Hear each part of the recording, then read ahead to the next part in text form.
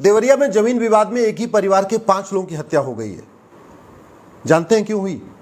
2014 में 8 बीघे के जमीन का मुकदमा शुरू हुआ। 8 बीघे जमीन प्रेमचंद यादव ने फर्जीवाड़े से लिखवा लिया। सत्यप्रकाश दुबे के भाई की जमीन थी। 2014 से मुकदमा शुरू हुआ। सत्यप्रकाश दुबे थानेदार के यहाँ, तहसीलदार के यहाँ, एसडीएम के यहाँ, डीएम के यहाँ, कमिश्नर के यहाँ, सबके यहाँ चिट्ठियाँ दे दे के थक गए कि हमारे भाई की जमीन इन्होंने फर्जीवाड़े से लिखवा लिया है। कुछ नहीं हुआ। सत्यप्रकाश दुबे मुख्यमंत्री कार्यालय पे जन सुनवाई के पोर्टल पे भी चिट्ठी लिखते रहे कि हमारी जमीन लिखवा लिया गया है। कुछ नहीं हुआ। लेखपाल आता था, बाकी पटवारी आते थे और इधर उधर करके चले जाते थे। इसलिए चले जाते थे कि जो प्रेम प्रकाश यादव था वो पॉलिटिशियन था, उसको सत्ता का थोड़ा आशीर्वाद प्राप्त था। 2014 में सरकार भी उसकी थी, उसी पार्टी का वो नेता था, उसी पार्टी से चुनाव भी जीत गया था। तो उसके खिलाफ न लेखपाल बोलता था, न पटवारी बोलता था, न एसडीएम बोलते थे, न एडीएम बोलते थे। सत्ता की उसकी हनक थी। 2017 के बाद सत्ता तो बदली, लेकिन इसके बावजूद भ्रष्टाचार तो खत्म हुआ नहीं। वो चूंकि पैसे वाला था, पैसे खिलाता रहता था। जब भी कोई जांच आती थी पैसा पकड़ा देता था, पैसे लेके चले जाते थे। अब उसके बाद एक ही परिवार के 5 लोगों की हत्या हो गई। इस हत्या के लिए कौन जिम्मेदार है? वो लेखपाल जिम्मेदार है जो भ्रष्ट था, पटवारी जिम्मेदार है जो भ्रष्ट था, या तहसीलदार जो जिम्मेदार है जो भ्रष्ट था, वो जो जांच नहीं कर रहे थे वो भ्रष्ट था, या वो जो मुकदमे की सुनवाई नहीं कर रहा था वो भ्रष्ट था? मैं बार बार कह रहा हूं, इस सड़ी हुई न्यायिक व्यवस्था के कारण, सड़े हुए कानून के कारण भारत में लाखों लोगों की हत्या हो रही है। अगर 1 घंटे के अंदर मुकदमा दर्ज हो गया होता, 1 महीने के अंदर जांच पूरी हो गई होती, 1 साल के अंदर मुकदमे का फैसला हो गया होता, तो 2014 में मुकदमा शुरू हुआ, 2015 में फैसला आ गया होता, ये मर्डर ही नहीं होता। ये मर्डर इसलिए हुआ है कि हमारी पुलिस व्यवस्था सड़ चुकी है, न्यायिक व्यवस्था सड़ चुकी है और पूरा तंत्र भ्रष्ट हो चुका है। आप केवल पैसा खिलाइए, किसी के नाम पे आधार बनवा लीजिए, पैसा खिलाइए, किसी के नाम पे राशन कार्ड बनवा लीजिए, पैसा खिलाइए और किसी की जमीन किसी के नाम करा लीजिए। तहसील तो भ्रष्टाचार के अड्डे बन चुके हैं। वहां पे सब कुछ फर्जी होता है। फर्जी फोटो खिंच जाती है, फर्जी साइन हो जाता है, फर्जी जमीन की रजिस्ट्री हो जाती है, फर्जी पूरा लेन देन हो, सब कुछ फर्जीवाड़ा होता है। आज भी 5 लोगों की हत्या हो गई है। अब इसमें कोई जाति ढूंढ रहा है, कोई कुछ ढूंढ रहा है, कोई कुछ ढूंढ रहा है, लेकिन कोई ये नहीं कह रहा है इस हत्या का मूल कारण घटिया कानून है, इस हत्या का मूल कारण भ्रष्टाचार है, इस हत्या का मूल कारण सड़ी हुई न्यायिक व्यवस्था है, सड़ी हुई पुलिस व्यवस्था है। जब तक ये गुलामी के कानून खत्म नहीं होंगे, मैं बार बार रिपीट कर रहा हूं, जब तक ये 1861 का पुलिस एक्ट चलेगा तब तक पुलिस ऐसे ही रहेगी जैसे आज है।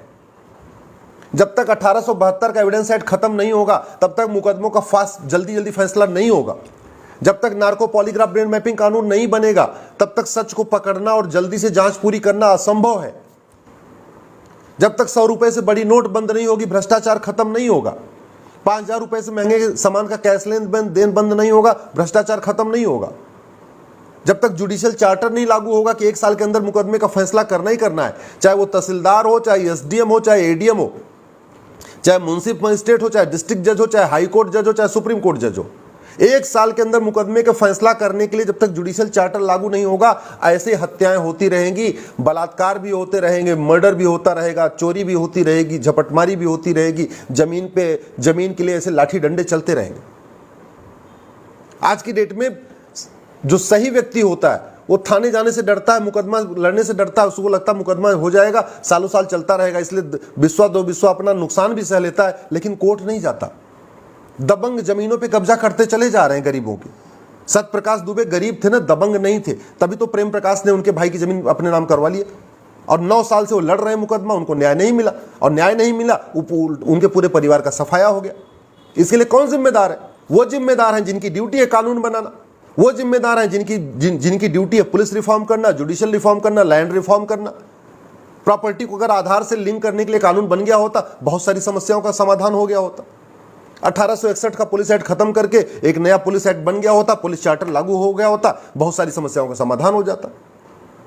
भ्रष्टाचार को जड़ से खत्म करने के लिए जो दुनिया भर का टैक्स सिस्टम चल रहा है, इसको हमने खत्म कर दिया होता, 1 नेशन 1 टैक्स लागू किया होता, आपका आराम से जो है भ्रष्टाचार खत्म हो गया होता। चोर उचक्के बदमाश क्यों क्यों पॉलिटिक्स में आ रहे हैं? अनपढ़, अनाड़ी, गंवार, दबंग, लुटेरे, माफिया क्यों पॉलिटिक्स में आ रहे हैं? क्योंकि हमने पॉलिटिक्स में कोई मिनिमम क्वालिफिकेशन नहीं रखी है, मैक्सिमम एज लिमिट नहीं रखी है, कोई एंट्रेंस एग्जाम नहीं रखा हुआ है। चपरासी बनने के लिए भी एग्जाम होता है, होमगार्ड बनने के लिए एग्जाम होता है, कांस्टेबल बनने के लिए एग्जाम होता है, बीएसएफ में सिपाही बनने के लिए एग्जाम होता है, बैंक में क्लर्क बनने के लिए एग्जाम होता है। लेकिन ग्राम प्रधान बनने के लिए, पार्षद बनने के लिए, बीडीसी मेंबर बनने के लिए कोई एग्जाम नहीं है। तो जितने गांव के लुच्चे लफंगे दबंग होते हैं वो अपना गांव के लोगों को धमका के, लालच दे के, शराब पिला के, पैसा बांट के, कुछ करके कोई पार्षद बन जाता है, कोई प्रधान बन जाता है, कोई बीडीसी मेंबर बन जाता है। थोड़ा और पैसा आ जाता है, फॉर्च्यूनर वगैरह खरीद लेते हैं, उसके बाद फिर विधायक बन जाते हैं पैसे से टिकट खरीद के। इस व्यवस्था को बदलने की ड्यूटी किसकी है? मैं बार बार कह रहा हूं, तू मैं करने से, आरोप प्रत्यारोप करने से, नूरा कुश्ती करने से, बतौलेबाजी करने से, लच्छेदार भाषण देने से समाज में कोई बदलाव नहीं आएगा। सारी समस्याएं ज्यों की त्यों होती रहेंगी। घूसखोरी, जमाखोरी, मिलावटखोरी, कालाबाजारी, नशा तस्करी, मानव तस्करी, सोना तस्करी